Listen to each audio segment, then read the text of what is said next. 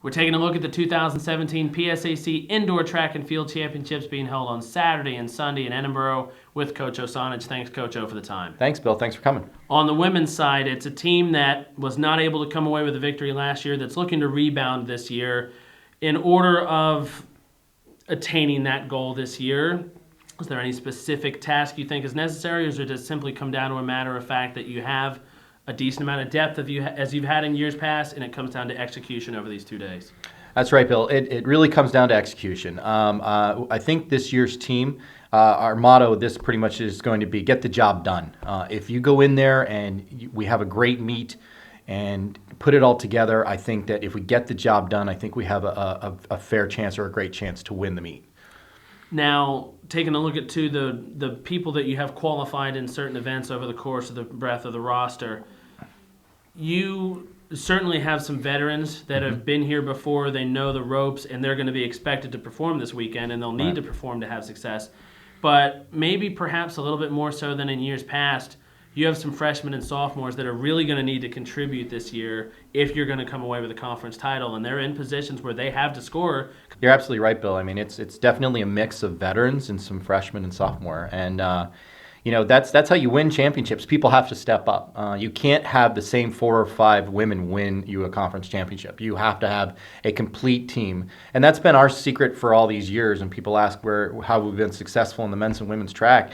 It's depth and consistency, and you have to do your job. You have to do your part in your particular event to attain a conference championship. That's how you win them. If you don't, then you don't win. It's pretty simple. But they definitely need to look to the upperclassmen who have been successful and say, okay, what's the proper warm-up, staying on top of things, because many of them, it's their first-time experiences. And we don't expect the world from our freshman and sophomore class this year, but we definitely need them to contribute for us to have success as a team at this particular championship. But there's others who have, over the last couple of weeks even, have made big strides heading into this, and you have to maybe some of the momentum of some of those athletes heading into this meet. Yeah, there'll definitely be rally points, throughout the meet. When you start having success in a few events, that kind of builds momentum, and that builds into other things. And then when you start stacking up points, that it definitely helps your team momentum, especially on first day. The cliche is you may not win the meet on the first day, but you can certainly lose it.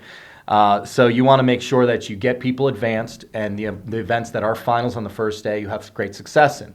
That's how you start to build momentum. So then when you're there that evening looking at the sheet, where are we going to pick up points the next day? Well, we've moved all these people through to a final. So that's kind of our plan as always. But you're absolutely right. We've had some women with some great success this year that we're going to have to build off of.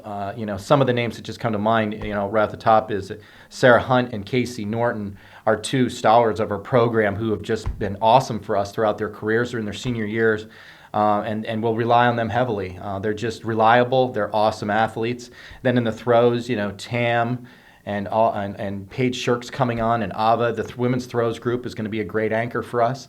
I'm really happy with how my multi-women have been doing this year. The 2 sophomores have really shown great improvement.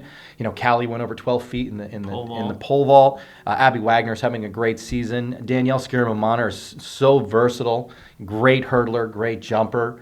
Going on and on. Kiana Tucker's been so reliable for us. Jill Bertino with some PRs. And Jill's been coming on. So, the pieces are there. We just need to kind of put them all together at the same time. And I think we have a more well-rounded team this year than we may have had last year.